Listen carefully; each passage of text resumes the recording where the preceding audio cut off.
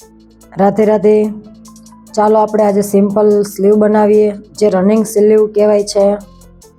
Blouse માટે તમે ડ્રેસમાં પણ આમ બનાવી શકો છો આવી જ રીતના, બ્લાઉઝમાં પણ આમ બને છે. મેં પહેલેથી લેન્થ કાઢેલ છે.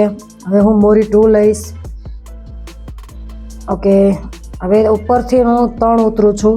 તમે 2.5 પણ ઉતરી શકો છો. ત્યાંથી લેશું મોરી 6.5 છે મારે, પછી 1.25 મૂકશું આપણે ત્યાંથી. હવે બંને માર્જિનને આપણે એક સાથે કરી દઈએ સ્કેલની મદદથી.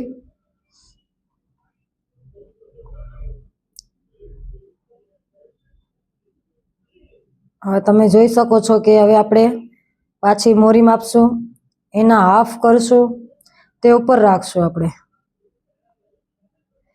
એના પણ અડધા આપણે હાફ કરશું માછલીની ગોળાઈ દેવા માટે.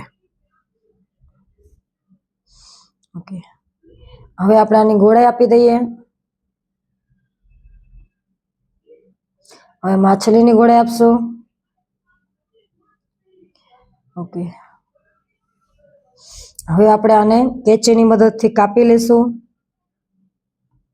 તો તમે જોઈ શકો છો કે મને સરસ મજાનો મૂંઢો મળી ગયો છે. આમ દેખાવમાં પણ સારું લાગી રહ્યું છે. અને હવે હું એને ગોળાઈ કાપીશ. ને મારે આમાં સાઈડમાં સાંધો પણ છે, થોડુંક ઘટ્યું છે કાપડ, એટલે તો એ સાંધો દેવા માટે મારી પાસે ઓલરેડી થોડુંક કાપડ છે. અને હવે આપણે માછલી ઉતારશું.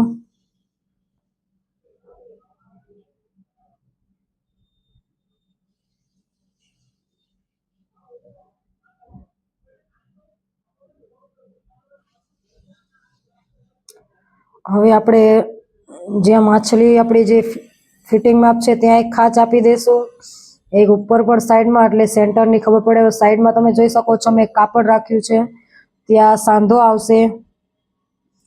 તો તમે હજી સાંધો મારીને જેટલું જોઈએ એટલું રાખી, બીજું તમે કટ કરી શકો છો. પણ નીચે આપણો સાંધો નથી, ઉપર જ છે, એટલે એ પ્રમાણે જ કાપડ લેવાનું છે. આપણે ક્રોસમાં આવશે ઉપરથી.